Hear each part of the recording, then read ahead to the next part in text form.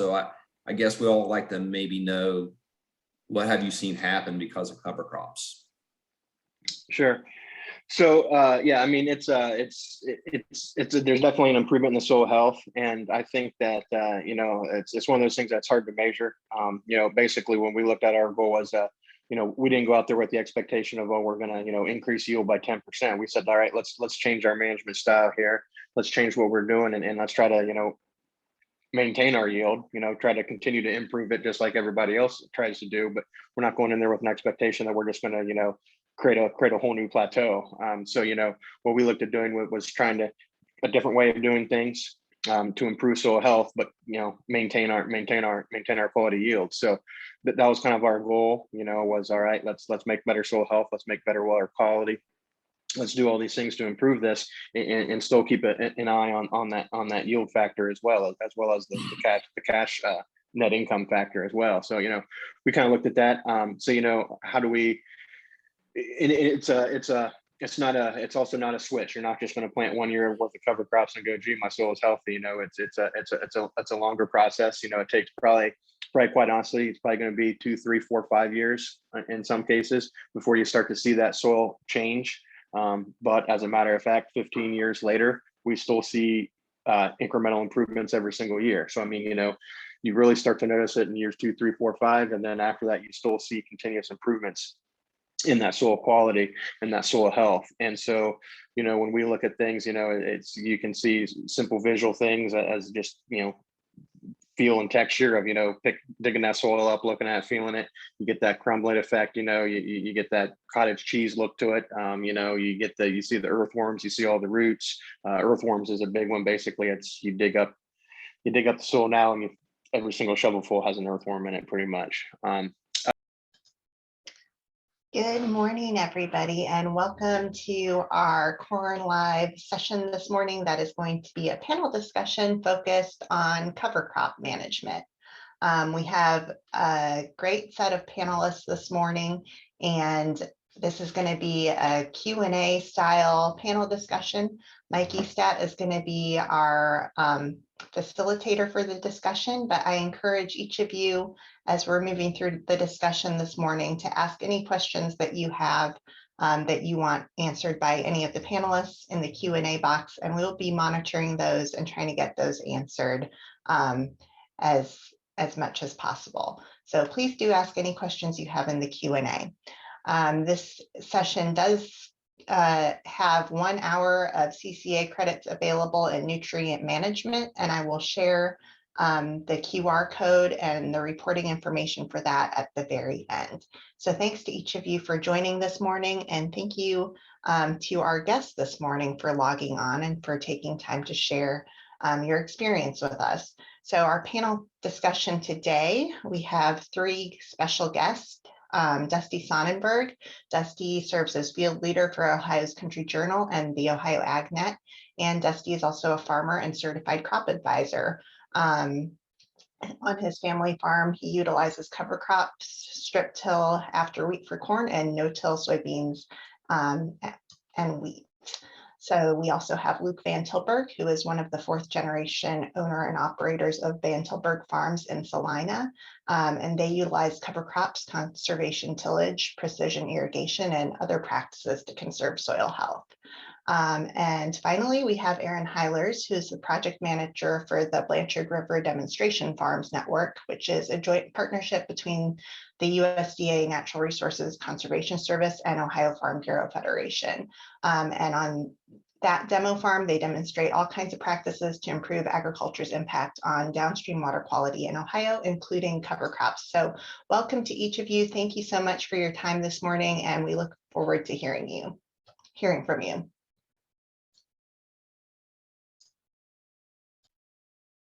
Mike, you're muted. You'd think after a year and a half, I'd figure that out.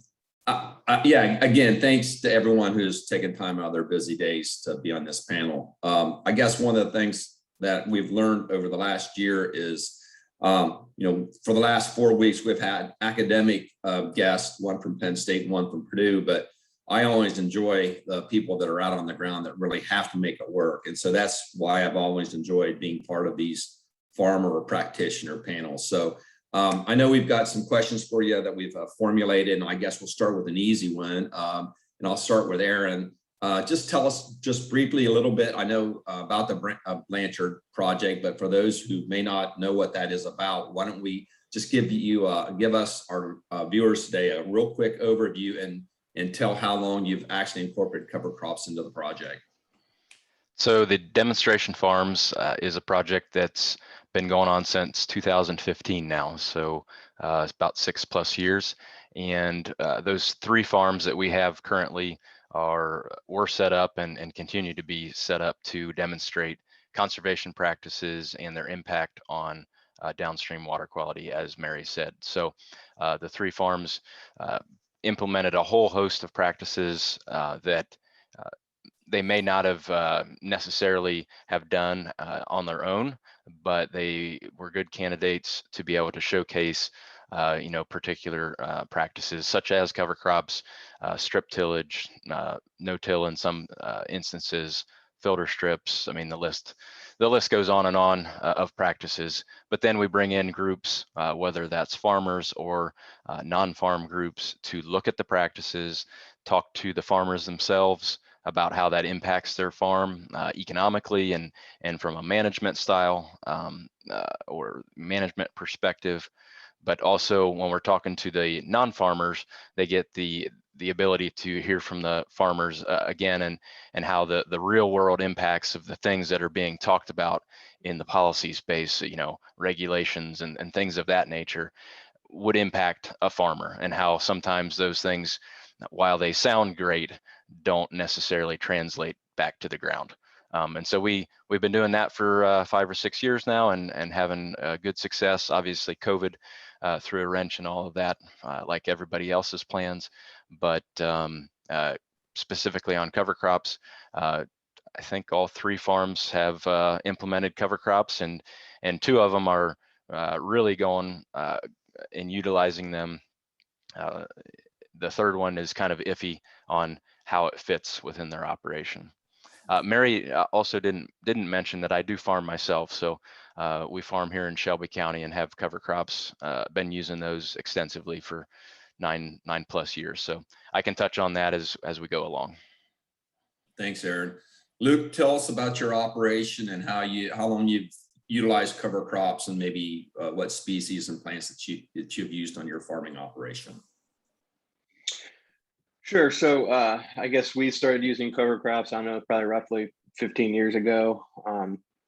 We started off with flying them on with an airplane. Eventually, then we moved on, tried different methods of seeding them, and eventually, and now we do quite a bit of a direct drill after we harvest silage. We'll direct drill, and then we also have a cover crop machine, basically an interseeder, where we a high boy, a walker, like a Hagie. Well, it's a walker high boy that comes in, and we can seed into our cash crops so we can get them established prior to harvesting the corn or soybeans. So we've been seeding for roughly 15 years. We use our soybean stubble going to corn, or our corn back to corn. We do roughly 2/3 of our acres is continuous corn silage and corn. So we do a lot of corn back to corn and have a lot of success utilizing cover crops to help with that process. And those fields that are going to corn, we do cereal rye and oats, red clover, annual ryegrass, some radish, and some dwarf Essex. We've used some kale in the past. So those, we use a pretty broad spectrum, a pretty wide variety of different species.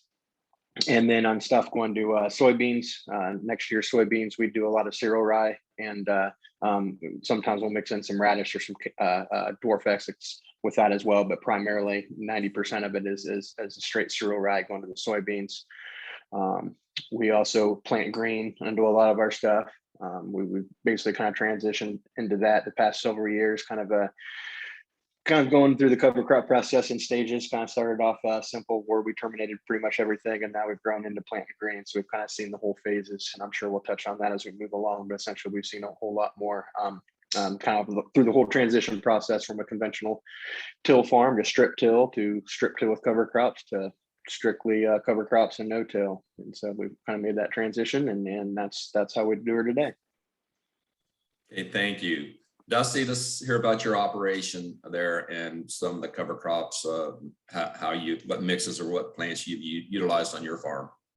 Sure. Thanks, Mike. We started probably around 2013, just playing a little bit with cover crops, and cereal rye was the first one we did. And actually that was more a joint venture with a neighbor who would come in and harvest it for the straw in the spring for the horse market to get that long straw. And then we would go back and no-till soybeans into that. So sort of an alternative method, I guess, to have a little bit of additional revenue, but it served as a cover crop.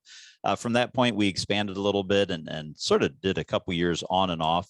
I think we even used some soybeans one time, some leftover seed when the bean prices weren't near what they are today, and just put that out there. Obviously, that was winter kill. This year, we're going to do, I think, more of a clover oats type mix following in. We haven't done any planting green yet. That's something we're looking at doing maybe as we move to the future. We've done strip till, and so we've incorporated cover crops on and off with that. So we just tried different things to figure out what is the right fit. Primary reason is probably with the livestock and manure to tie up those nutrients and just allow for some opportunities to be better stewards in that way. Okay, Dusty, I'm going to stay with you. I think as I listen to your answer there, I think it kind of leads into the next question. How do you determine which cover crop or cover crop species to plant before going back to a cash crop? I heard you talking a little bit about, markets for straw and things like that, but think about how you've changed or as you've incorporated cover crops, what is that determining factor for which species you plant?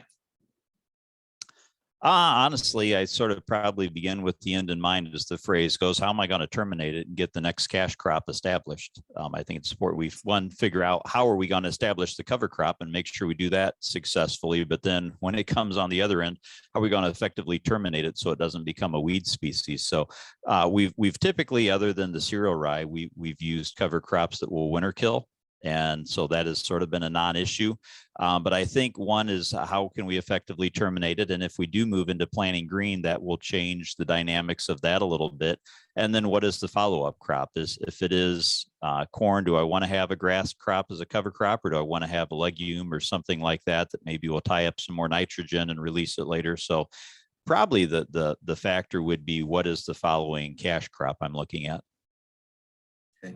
Luke, sounds like I know with the involvement with the dairy, silage is a big crop for you. And does it have any effect on which cover crops that you may plant, or just kind of work through on how do you determine which cover crops you're going to use?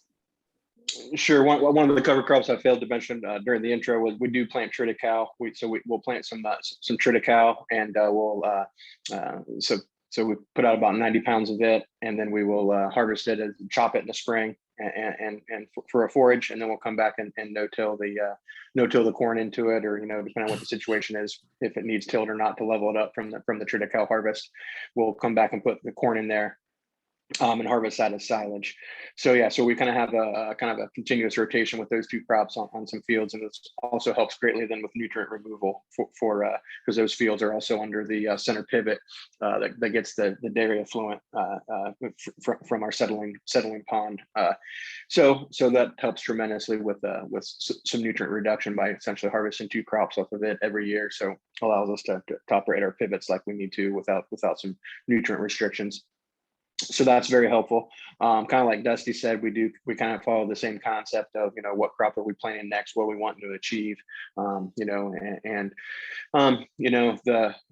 we also kind of look at it from a fiscal standpoint as well. Typically we try to, all those different species I routed off that we do on our continuous corn and our rotational corn, it sounds like a lot of different species, but we still, even with the cost of seeding, we still end up around $30 an acre, no matter what we're putting out there. We try to stay around that $30 an acre with what we're doing, so that way we kind of view that as it offsets any tillage costs. Your conventional tillage systems are probably going to add up to more than $30 an acre in all reality. So we try to basically offset those costs and apply those towards more of a soil health program instead of a tillage program. So we also look at the cost as well when we're looking at it. So basically that's what we look at, the total. What are we trying to achieve, and what kind of different species can we use to achieve that? Or, are we looking at the nutrient retention? Are we trying to get the lagoons to get some nitrogen action, and different things to hold the soil in place and all kinds of things like that. So to look at it on a field by field basis as well as then, what the next crop is going into there, where you have with soybeans, we have a lot of planting into tall cereal rye. Going to corn, we try to put stuff out there that does more of a winter kill, so we don't quite get as much competition in the spring. So that way the corn has a little more room to grow. It's not quite as dense of a crop. So we put things out that we still have stuff. We still do have cover crops there in the spring, but a lot of them will winter kill. Whereas the soybeans don't seem to mind the competition. You can plant easier into that thick mat, whereas the corn likes a little more room. So that's kind of our philosophy on it. And that's one of the things we're looking at. And I think that's a later on question about a transition we're making on basically kind of strip tilling, or not strip tilling, basically it's strip planting for our next crop. Hey, Mike, one thanks. thing I forgot to add was calendar date is the other factor. We're in Northwest Ohio, and so in some ways, establishment of some of the different species is limited based on when we can get in there if it's not following wheat. So in some ways, that disqualifies some of the options for us up here. Yeah, that's a good point, Dusty. Aaron, I know water quality is the main focus of the Blanchard farms. What other things, as far as end goals or end in mind, as Dusty would say, do you work with as far as which species or mixes do you plant there on the farms? Yeah. There we go. So the demonstration farmers really make their own decisions on what they want to plant with their operations. So our large hog operation, the Statlers, they really look at nutrient retention. So after wheat harvest, they have quite a bit of weed out, so they can get their manure applied further away from the headquarters during the season. That way, they're not reliant on the fall time when they're trying to get crops harvested to get those nutrients out. So they have a lot of weed out. They will put that weed out, or harvest that wheat, put the manure out, work it in, and level the field, and then put out a pretty 7 to 10 way mix of different species to try to again hold those nutrients in place for the following year. They've been doing that for a couple of years and seem to have really found a good system that works for them. They've also are moving more towards the cereal rye, just a straight cereal rye after corn. They have a Salford tool that they've put an air seeder on, and so they'll run across all their corn stalks and blow on a cereal rye. And again, dependent on the year, they're up there in Northwest Ohio, but they will get they'll get a stand in March. Basically, it doesn't look like much throughout the winter, but by the time March and April rolls around, it's a pretty good stand. So they're focused primarily on nutrient retention, and then lessening some of the impacts of their heavy manure equipment going across. So trying to get some roots down through that compacted zone. The other operations are looking, they're just getting their feet wet as well. So they're starting off with a winter kill mix, just trying to see what's going to work. Again, in a probably like a lot of people in a where you've got a labor shortage, you don't have enough time at harvest to get things accomplished. What can we get out there that's going to be able to get something started and growing, and then evaluate from there. I know they've flown on a lot at the Kirk farm. He's not been real thrilled with that, so he's moving towards more of a direct seeding and custom hiring that out to get that established in the fall. Okay, thanks. I'm going to start with you, Luke, on this next question. A little bit different than maybe what we put you with, but we've all, sounds like you're all very experienced cover crop farmers. And what I'd like to know, and I think some of our viewers would be, what are you measuring quantitatively and quantitatively? So how have you seen your soils change, or how have you seen the end result of this next cash crop? So I guess we all like to maybe know, what have you seen happen because of cover crops? There are, I can't remember all the different kind of tests you can run in the soils to see the water filtration levels. You know, we ran those tests and seen those improve. We ran the different tests, I can't remember the different tests that we've ran it on field. We went out and took a soil sample of a woods, you know, basically Mother Nature's cover crop, so to speak, something that's been in constant vegetation. Took a look at that, look at a yard, looked at stuff that we've been no-tilling with continuous cover crops for like 15, 16 years. And then we looked at a farm we just acquired that was conventionally tilled. And it was, it was pretty neat looking at those soil health parameters you could really see the difference between the conventional to what we've been doing. So we're not quite there to Mother Nature's original prairie, so to speak, in the woods, but, you know, we're definitely moving in the right direction. So, you know, that makes us feel good. You know, you also notice the visible notices of the, you know, we don't get gullies and washouts, you know, when we get I shouldn't say we don't get any, we just significantly less. Very, you know, it's not like every single field has a gully in it anymore in the spring. You know, it's every once in a while you might find one, but typically, you know, gullies are pretty much a thing of the past. So, I mean, it's definitely holding soil in place, definitely holding nutrients in place. And so, you know, it's definitely improving those qualities of the soil. Dusty, what are you seeing there on your farm? Maybe, with the incorporation of cover crops? Sure. Well, to use a phrase from Luke, I guess, that earthworm test, when you can find an earthworm in every single shovelful, I think that is a good quality type analysis. Honestly, we went into cover crops more for just part of a total systems approach, and my goal is more water management. We have heavy clay soils, and so one challenge is getting rid of the water. Then the next challenge is retaining water when we want it. And so trying to improve the overall soil quality, the level of organic matter. So the hope is between the livestock manure, the cover crops, our cropping rotation, no-till, strip-till, we've done things to enhance that. We've seen our organic matter increase incrementally the last couple years now. Can you attribute that strictly to cover crops? Is that the livestock manure? Is it a combination of factors? Probably the last. It's a combination of a total systems approach to try and get us to that larger goal of improving overall soil health and being able to retain water for some of those dry periods that we tend to run into this time of year. Aaron, I know monitoring is a big part of the Blanchard Farms project. Just have you seen what numbers, over the last 5 years, improvement in water quality there? And can you attribute some of that to the cover crops? So that's one of the big, conundrums of cover crops is does it truly have an impact on an edge of field water quality? I think from my perspective, as I'm going to say a diehard cover cropper on my farm, like I can visually see it. I've got pictures of water leaving my farm and the neighbor's farm that is, chocolate milk versus pretty clear water. To me, that's got to be an improvement of loss of sediment. But the edge of field water quality data is pretty, at least right now, is pretty,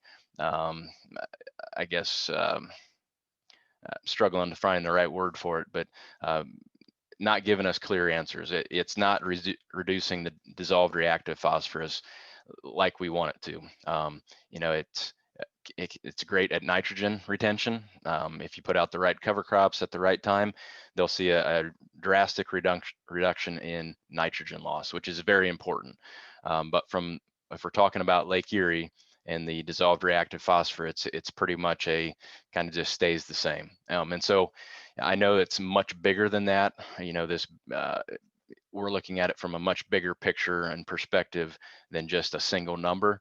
But if we're just looking at those, black and white data, at least right now, from the edge of field sites, they're staying, that dissolved reactive phosphorus number isn't necessarily reducing. Now I know if there's any of the scientists on the panel or on the attendee list here today, they're probably, pulling their hair out saying, it's one site year, or it's 1 year on one farm, particular farm field. You've got to look at these things from a much bigger and longer time perspective and time frame. But unfortunately, we look at things, we want the answers right now. And at least from that perspective, it's not showing reductions in dissolved reactive phosphorus. Now, I will add, just on my own particular farm, the impacts that we've seen in 9+ years of cover crops has been a drastic improvement in organic matter. In the first 3 to 4 years of doing it, we saw over a 1% increase in organic matter. So a big jump, and then I'm sure we're going to plateau here a little bit. So that was great. We also, anecdotally, the guy that's pushing the soil probe is saying, I can tell a difference. I'm getting through so much easier to get down to these soil samples than I used to on this farm and neighboring farms. Crop health looks so much better.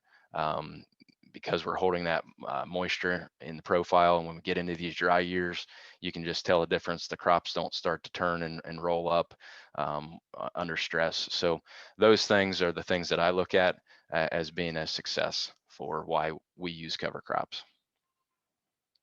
Okay, thanks. Kind of a two-part question here. We know that cover crops, it doesn't increase the level of management that someone who is using them, it just requires a different level. So what is that most important management practice that as you've used cover crops over the years, that you find helps maximize cover crop success? And I'll kind of throw in a second question is, what's the biggest challenge? Aaron, I'll go ahead and start with you. What was that first question again? The first question is, what do you think is the management skill that anyone needs in order to be successful at cover crops? And what are still some of those challenges that you have? And have you found those solutions to help you with that? So I was kind of reading the chat box over there, and that kind of goes along with it. That's why I didn't hear the question. To me, and to the person in the chat there, the biggest thing is you have to want to do this. If you don't want to do it, you're not going to be successful. And so when I started out, it was, well, we're going to make this work, and I'll figure out, we're going to have some bumps along the way, but we're going to make some changes and make corrections. But I know this works because I see other people doing it, and I see the benefits. I've had that challenge on the demonstration farms where we've asked our farmers to do something and they didn't really want to do it. And so when challenges and hurdles presented themselves, it was very easy for them to jump back and say, all right, we're not going to do that. We're going to go back to our tillage system because that's our comfort zone. And we know that works for us, on a yearly basis, that we're going to have a consistent yield. And so they kind of fall back to that. Which is understandable when you're farming a large amount of acres. I guess one of the biggest management things for me is just that labor shortage. It's me and my brother-in-law, and if we're lucky, our wives, if the kids are behaving. So we've only got so many butts in seats to be able to get stuff accomplished. And I'm sure that's a common theme is, how do you get it all accomplished in the fall? Can you open up that window to be able to get cover crops out successfully, and reduce some of that time crunch in the fall? Luke, what's your biggest management skill to be successful, and what's the biggest challenge you have there with your operation? Yeah, I think Aaron hit the nail on the head with the commitment to change. You have to be willing to adapt. It's a change in management style, it's a change in practice, it's a change from the way you do things. So if you're not willing to be committed to that change, it's easy to find an excuse to go back to how you've always done it. So I don't think doing things the way we've always done them, I don't think is a good answer. I think we always have to make changes. We always have to be, find better ways to do things and be committed to those better ways to do things.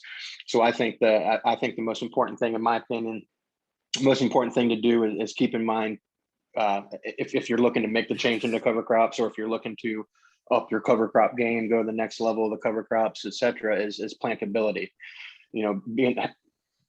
Being comfortable with what you're doing so that you're comfortable with that planter pass. So if you're a new guy, I don't expect you to plant green the next year. You're not going to be comfortable with that planter pass. It's going to be an utter failure. You have to climb the learning curve slowly. And so I think as you start to climb that learning curve, you always have to keep in mind, the pass you make with the planter is the most important pass you make all season. You have to be happy. You have to be confident with what you're going to be able to do with your planter. So, are you going to do like Dusty's talking about, a winter kill type of crop, so that way you can, basically no till into it, or you can still till in the spring like you want, or you're going to adapt your planter, make some changes, basically give yourself easily, get a planter that can easily adapt to the changing conditions, so that you can adapt it in the spring and the season and go and make those changes and make sure it's doing a quality work. But I think that's the biggest thing to keep in mind, is no matter what route you go, you still have to make a good planter pass and have confidence that you're going to be able to make a good planter pass. Dusty, any additional skills or challenges? No, they hit it on the head really well. I guess the only other thing I would add is that concept of, as you plant, you need to be as committed to getting that established, no different than you would your cash crop in the spring. So yeah, we can go out and we can try and fly something on, and you will get some sort of take. How the stand looks, may vary year to year based on the timing and the weather conditions. We try as much as possible to no-till drill ours in. We found, at least in our situation, that is going to be the best opportunity to get a stand and emergence of the cover crop, but that's not always possible in all cases. And so I guess some of it goes back to, as the other two guys said, what is your level of commitment? How much time do you have available to dedicate to getting that crop established? And then, equipment wise and otherwise, but the more focused you are on getting it established, hopefully the more effective that crop will be for you in terms of all the things you're trying to achieve with it. Okay, I guess great comments.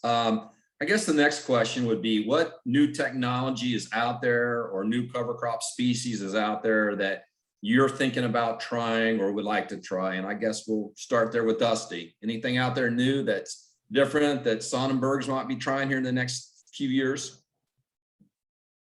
I'm intrigued by some of the different mixes out there. Again, our limiting factor has been the timing and when we get it established, but I don't know if it's a new technology per se. There's some neat equipment out there for getting it planted. I've seen some neighbors that have some of the interseeders that can go in there as they're side dressing their corn and try and interseed some cover crops at different growth stages there. That'd be neat to take a look at, but honestly, we're probably going to be a little bit of a laggard on this one, and just sort of watch what some other guys are doing and try and learn from them. Okay, Luke, same question. Yeah, I think one of the things that we're doing on our farm that I guess it's not really a new species, but it's kind of basically we're kind of adapting our drill. So after silage, what we had been doing is, after silage, we take going with a no-till drill and seed our cover crops, and it was on 7.5-inch centers. So, it's pretty much a pretty solid mat of cover crops. And then, sometimes in the spring, you would get into some planting issues going back with continuous corn and with some competition there, as the corn would come up and things like that. And so we basically we're looking at utilizing the RTK system that we already have, and adapting our drill so we can plant on 30-inch centers, and basically go back then in the spring and plant into the bare dirt. And so that way it's more of a, basically that's the best of both worlds. We have that warm bare dirt there, and then we have the cover crops beside it doing its thing. So I think that's one of the things that last year we went with 15-inch centers, and we tried to plant the corn in between there. It's probably still a little bit too much competition maybe with the spring when we had with the wet spring and the warm spring, and the cover crops really came up and got really tall before the corn got planted. So it really was shaded over. So we had to roll or crimp quite a bit of it in order to get that knocked down in order to help get the corn up. And it worked, because the corn looks as good as it's ever looked before. So it worked quite well. But next year, I think instead of the 15-inch centers, I think we're actually going to go to 30-inch centers on our continuous corn fields, and no-till the corn into those. The soybeans will still stick with a solid bedded mat. Okay, Aaron, anything out there species wise or technology wise?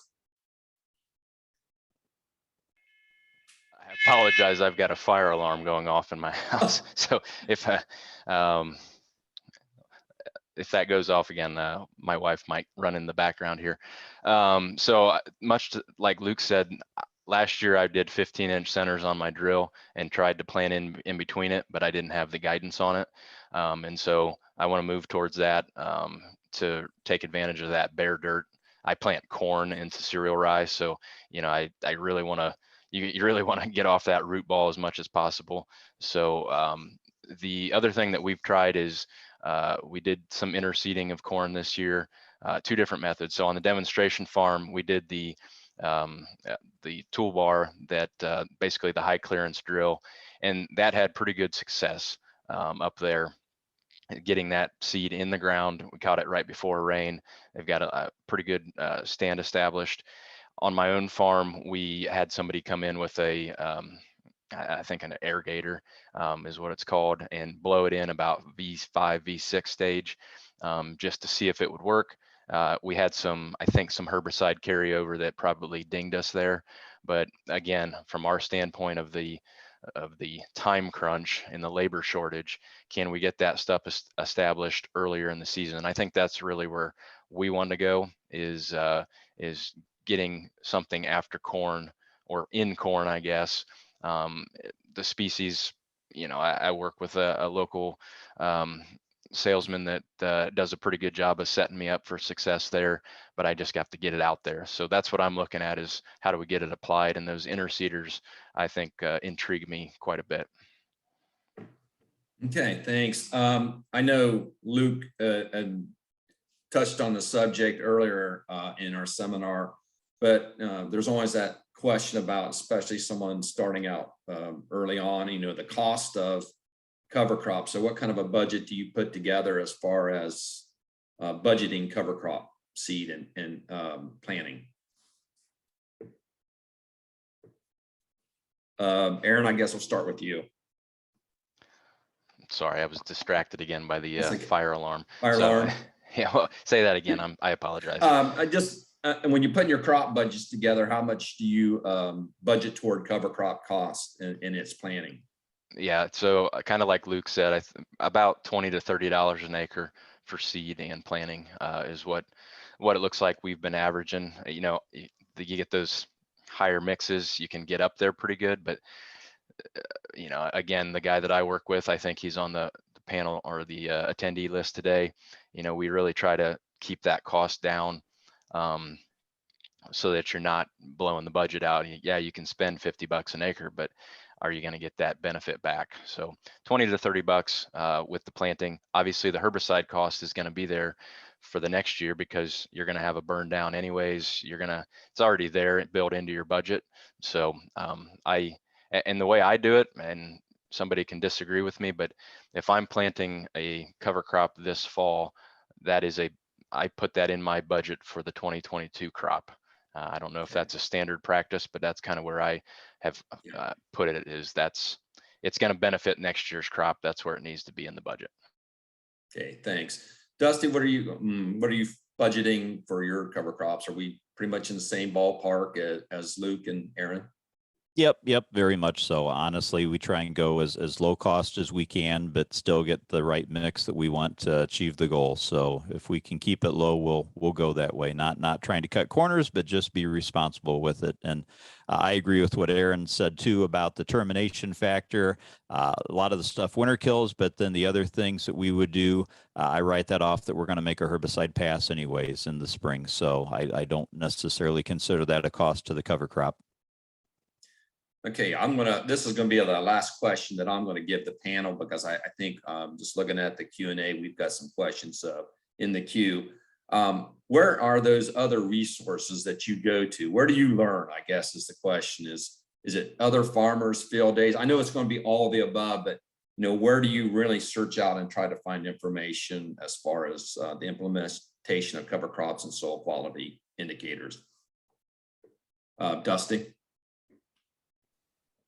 Yeah, probably other farmers is where I've gotten the best information. I think we've got a couple guys in the area that have been somewhat progressive with it, or at least aggressive with it. And so finding out what's worked and hasn't worked. Also participated this past year in the Nature Conservancy's Farmer Advocate for Conservation. Luke's brother Matt was a part of that program too, and had a lot of good information sharing among some guys that I didn't know before that have been doing this and doing a lot of neat things with some of the mixes. And so just sort of that cohort camaraderie, if you will, and learning from others. Of course, a lot of good extension programs out there, and some of the other, even just groups that have come out on social media dealing with plant health and soil health. There's a lot of information out there if you just go and look for it. And then it's a matter of sorting through what of it do you believe and what of it do you want to try and implement. Thank you. Luke, where do you go, and where do you think some of the best sources of information? I'd imagine maybe like Dusty, but what else? Where else can we find really good information? Well, since Dusty brought Matt up, I have to mention Matt, otherwise he may disown me. So yeah, I do rely on my brother for a lot of information, but I think also, what other farmers in the neighborhood right here in our area that are utilizing cover crops, a lot of times I'll talk with them about the different challenges. I'll say, okay, this is a challenge I've had. Have you had that? How did you handle it? How did you manage it? So I mean, other farmers right here in the area, and one of the other areas I really like is going to like, for example, an ADA, the crop technology and conference up there. I like going and listen to speakers there, and then just as important, or probably even more important than the speakers, I like the networking that takes place afterwards, talking to other growers who may or may not be from the area, that talking to them about their different experiences and sharing their ideas and their thoughts, and basic kind of networking at those things. So it's yeah, I mean, there's a wealth of knowledge out there among other growers, and it's just establishing that network and being willing to say, hey, how do I do this?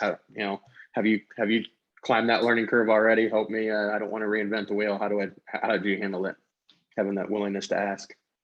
Thank you. Aaron, what about yourself in the demonstration farms? Where are you finding your information? So it's been amazing with the demonstration farms. We only have 3 of them, but they said as soon as they put up those signs in their front yard, the neighbors came and, hey, what are you doing? And just started talking to them, things that I had nothing to do with as the project manager. No tour, no nothing like that. It was just the farmer next to him stopped in and said, wondered what they were doing. Hey, can you do that on my farm? And so, like we all know, I mean, farmer to farmer relationships is the best way to learn. Personally, I look at a lot of stuff on YouTube and, trying to figure out, what somebody's doing, what it's working, and how my operation may be similar to what they're doing. And then, just kind of searching out the information that I'm really curious about. Interseeding, for example, I did a lot of studying this spring on who's doing that. Penn State was a great resource on that. A couple of folks at Ohio State pointed me in the right direction. And so you just, whatever that specific thing you are, I mean, the Google machine is an amazing tool to figure some stuff out. Okay, thanks. I guess Mary or Rachel, I guess I'll turn it over to you now. We have, I haven't been watching the box. I have a hard time getting unmuted. So Okay. what are some kind of questions? All right, so thanks everybody. I think that there is a lot, we always know there's a lot of value to farmer learning, like you all mentioned. So we really appreciate you all being here to share with everybody that's online. Now I have a few questions in the chat or in the Q&A, and you can continue to ask questions as you have them. So I'm going to start with this one from Bob Hendershot, because this comes up a lot. I find in these types of discussions. Do you have any comments on using cover crops as a forage, either a harvested forage or grazed forage? That is something I'm looking to explore a little bit more, since we do have livestock. I do not do a lot of grazing, but with feed costs what they are, that's something that I am looking into seriously. So no real experience with it, and not a lot of it going on in the neighborhood, but that is something on my radar.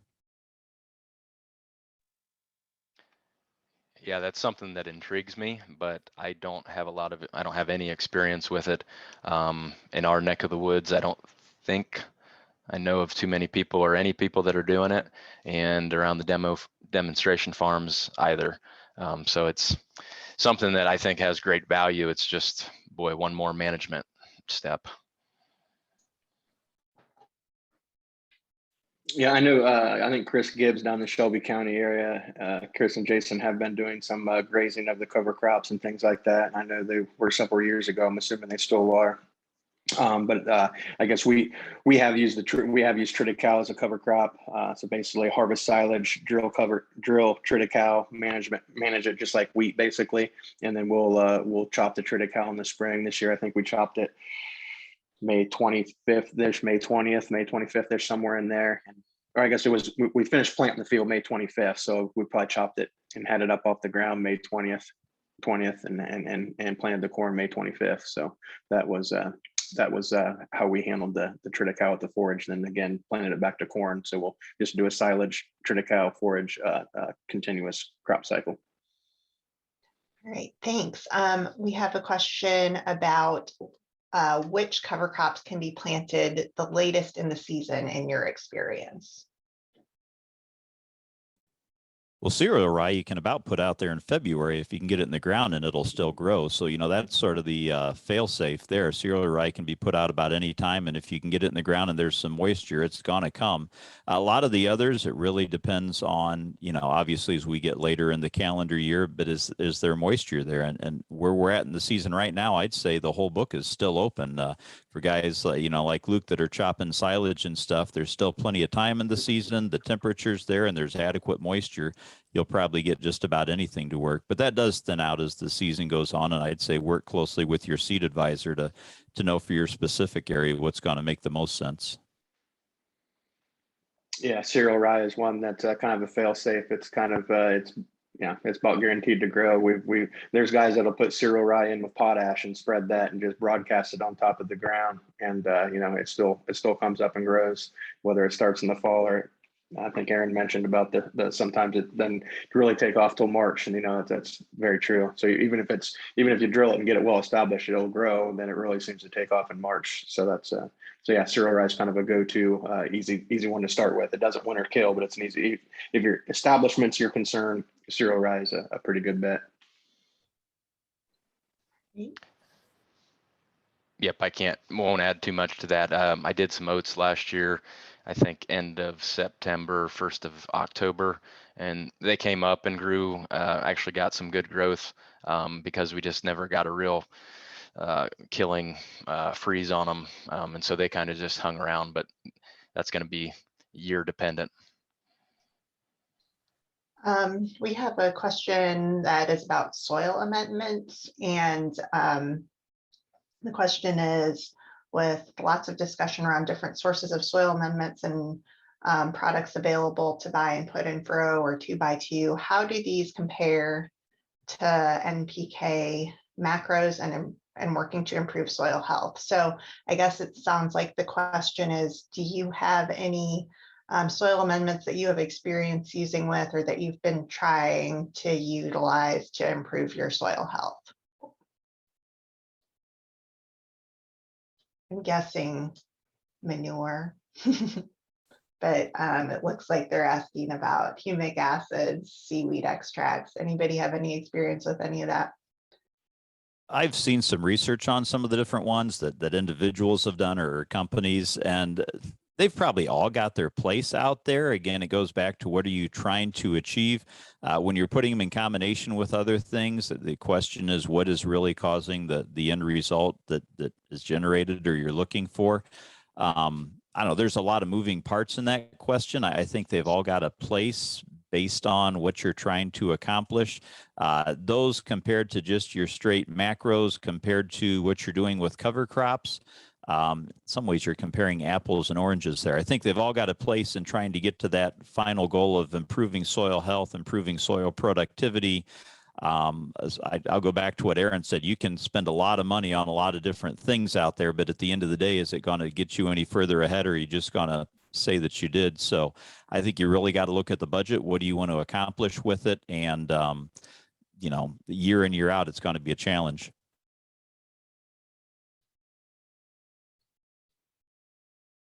All right, I'm just gonna end on one question which you all sort of, I think, came out throughout the discussion. This was asked early on.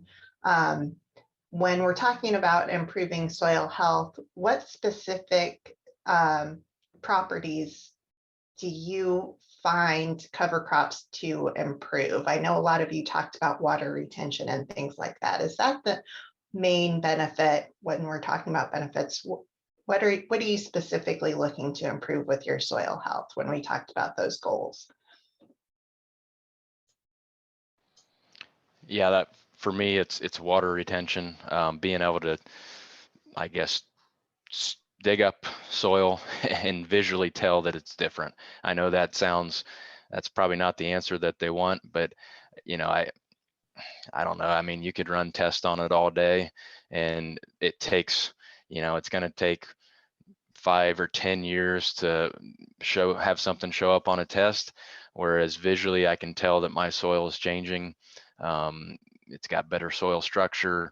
The water may not pond as long as it typically had. The crops don't, curl up under stress as much. So I look at those things. I guess anecdotally, when I first started farming here where I live, I remember it was as clear as day. We had a big storm. I think it was in the winter, early spring, and the side of my old farmhouse was painted like mud because the soil was bare before we started farming it, and it was blowing off the field and hitting my house. And so that was like the driving force for me. It was like, oh, that ain't happening anymore. So I look at that, keeping that soil covered, and as long as my house isn't turning brown from the mud, I'm doing something right. I'll agree with a lot of what Aaron just said. It's probably more anecdotal. You can tell what a healthy soil is when you're comparing it to a soil that's not healthy. If you have the two side by side, and hopefully if you've paid attention to your soil over time, you're going to notice over time that difference. It's not going to be a one-hit wonder. If you go out there 1 year and think you're going to see the difference, you're probably going to be disappointed. I know there was one of the questions that popped up about that, the retention of guys doing cover crops. If they were in a government program for 2 or 3 years, do they continue versus maybe just a one-hit wonder? So it goes back to what was said earlier about having a commitment to it, taking the time, believing in the system, learning and growing and adapting your system. I think soil tilth, the soil health, the quality, which you see, I know that I'm adding organic matter. I know that I'm increasing the permeability of that soil to let the water pass through.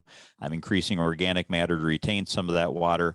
All those little things incrementally add up to big differences. To measure one specifically, it's probably going to be hard over time to see that one factor change dramatically, but everything in combination, we talk about it with plant disease, we talk about it with insect defoliators. A lot of times it's the cumulative effect. I think it's the same with soil health. It's the cumulative effect over time of all these different things that are going to get us to that finish line. Yeah, I would say that, yeah, that's kind of one of the challenges of the cover crops is like, it's not like a lime application where, you can put on lime and you can see that pH number move, the very next year with your soil test every year. You're going to see organic matter move, but it's going to move, it's going to move over time and slower. It's not going to have that immediate impact like a 3-ton application of lime does. So I think that's one of the things that one of the mindsets we have to change is that that it's not just like Dusty said, the one-hit wonder concept. It's an incremental change over time. And I think, one of the things that I noticed both in the spring and fall, so basically was the ability to get in the field. So what I mean by that, you get a rain shower and if it's in the fall, you get a rain shower and you think, okay, when can we get back out there harvesting? We get, however much rain, and you would be like, nah, we'd never be able to get back out there. And pretty soon you'd say, let's just go try it. We go try it. And over time, every year was amazing how much it was like, wow, this is going a lot better than I thought. We're able to get out there and keep going instead of slinging mud. And so that soil health, to me, that's showing me that the soil health has improved, that the soil structure is better, the soil, the water retention's soaking in the water instead of ponding, and that the soil's able to keep the machinery up instead of sinking in mud and stuff. And you can say the same thing in the spring too, that there's times where like, well, that seed slot's never going to close. Well, you go out and sure enough, every year it seems to get a little bit better and a little bit better and a little bit better. And you're able to get out there and do things a lot sooner than you thought as the soil health improves over time. Thank you.